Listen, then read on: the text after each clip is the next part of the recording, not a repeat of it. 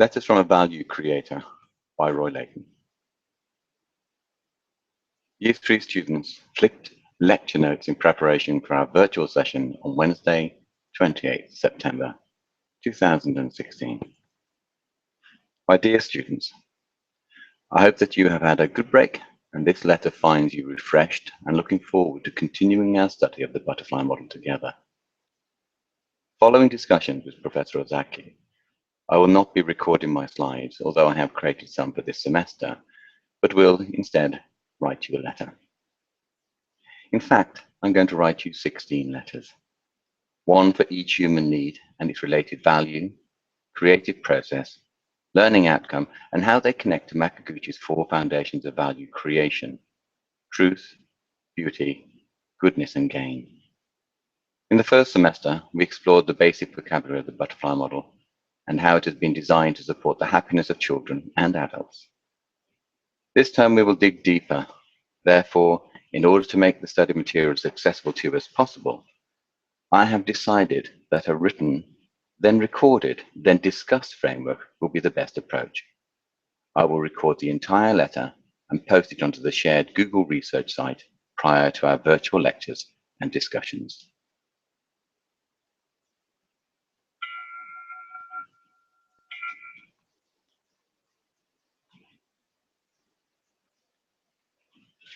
Each of the letters will contain a short summary of the theory, touch upon the comparative research, and include time for you to apply the theory to your own lives, both personally and within an educational setting. I will try and keep the letter short, but will, over time, and with your input, expand the content as wanted or needed.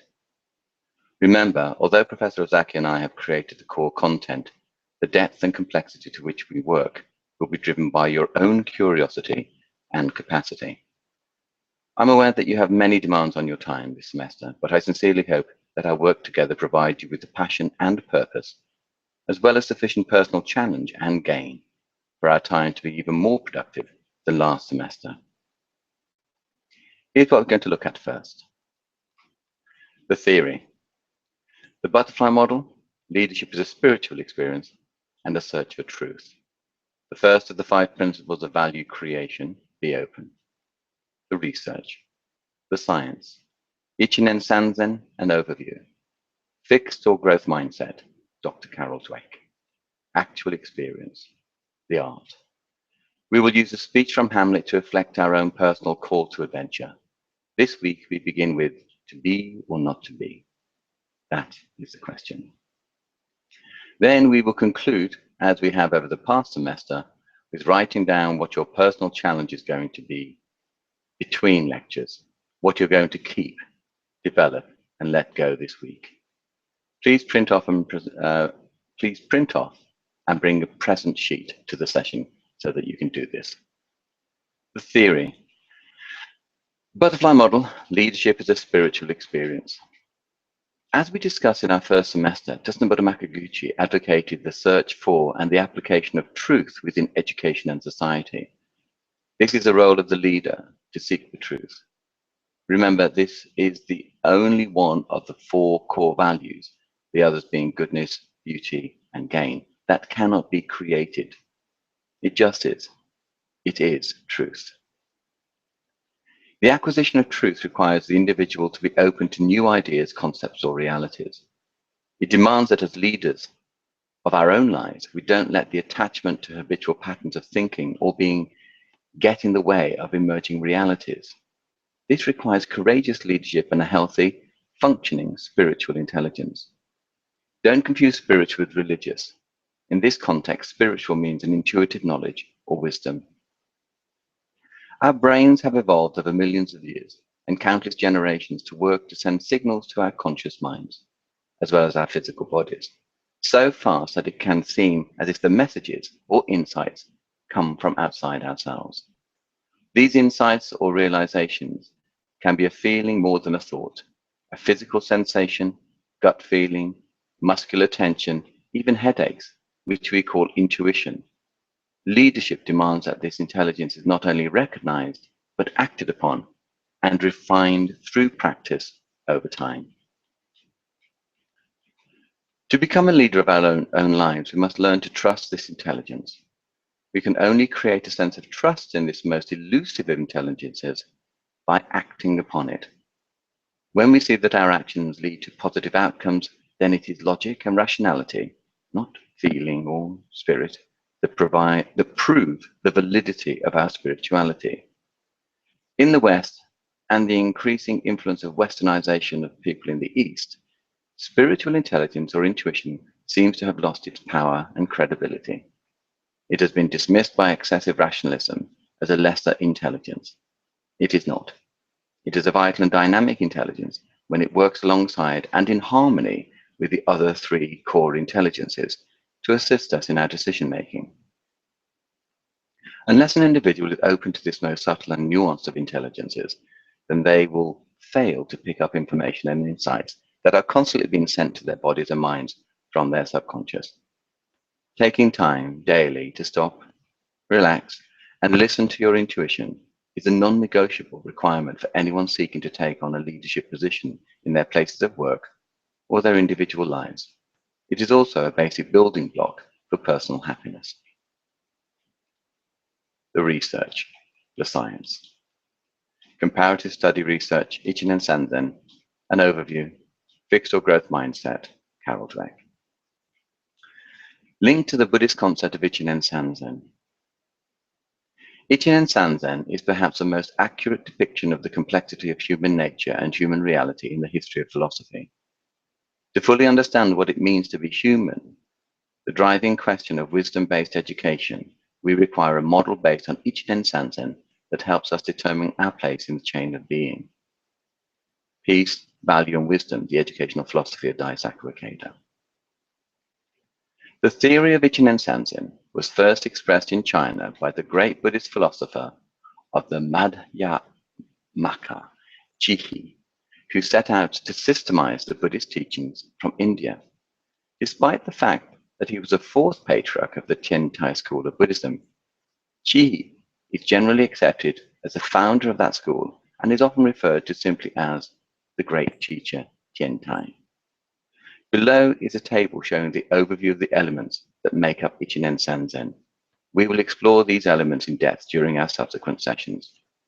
Don't feel overwhelmed by the content of this table. We will look at it in small, manageable chunks. Remember, you determine the depth we will go to.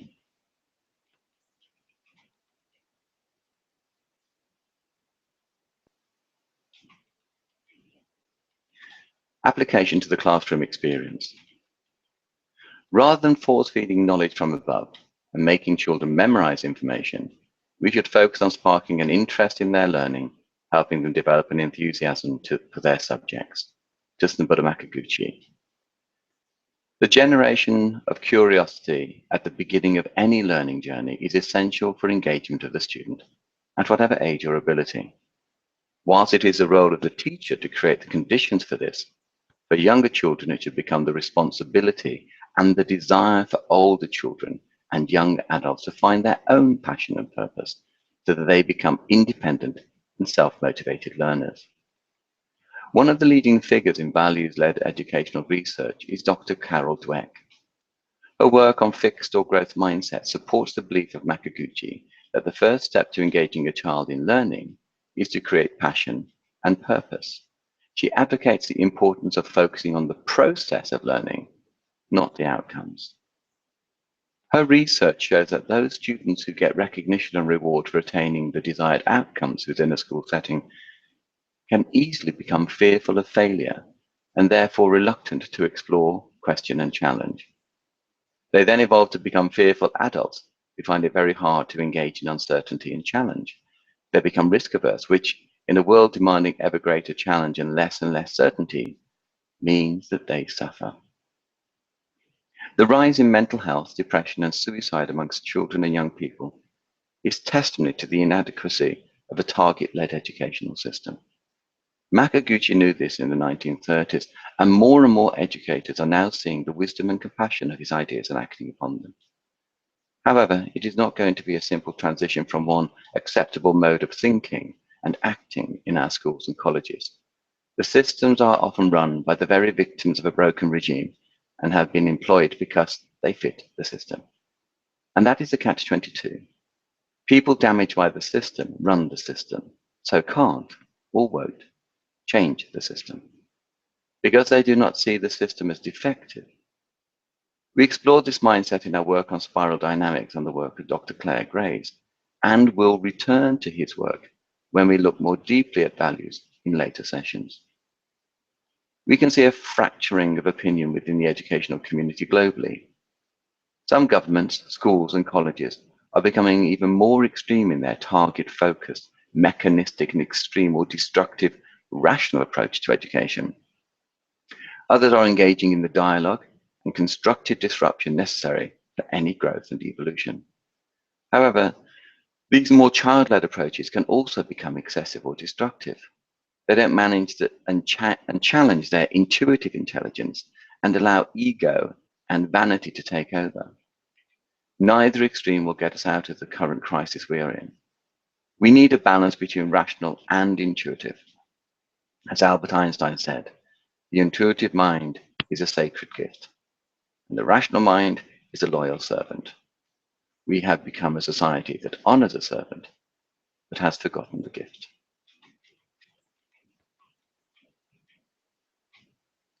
Actual experience. To be or not to be? That is the question.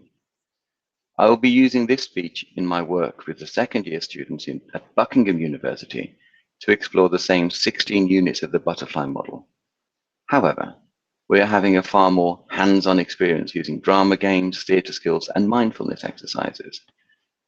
The workshop sessions are more about the application of value creation in their own lives rather than being overly theoretical.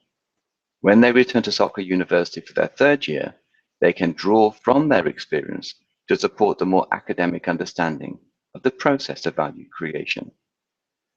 In this part of Hamlet's speech, William Shakespeare, through the character of Hamlet, poses the question that we will all ask at some point in our lives. Why am I here? What am I doing with my life? Whilst the character of Hamlet is considering the possibility of suicide, we're not going to dwell on his personal dilemma. Rather, we will explore the speech from the point of view of personal change and growth. The reason why this speech was and is so resonant and popular with audiences is because it addresses the 4 human needs.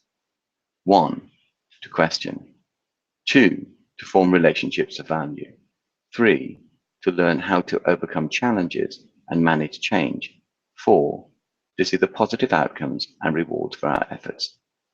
In fact, Shakespeare explores these 4 key human needs a total of 4 times in the speech. In preparation for our session on Wednesday, please consider how this speech and this opening line is relevant to you and your life at this moment. What is your question? What at this point in your life do you need to question? Over the coming weeks and months, as we work together, what are you going to consciously focus on to develop happiness for yourself, others, and the world?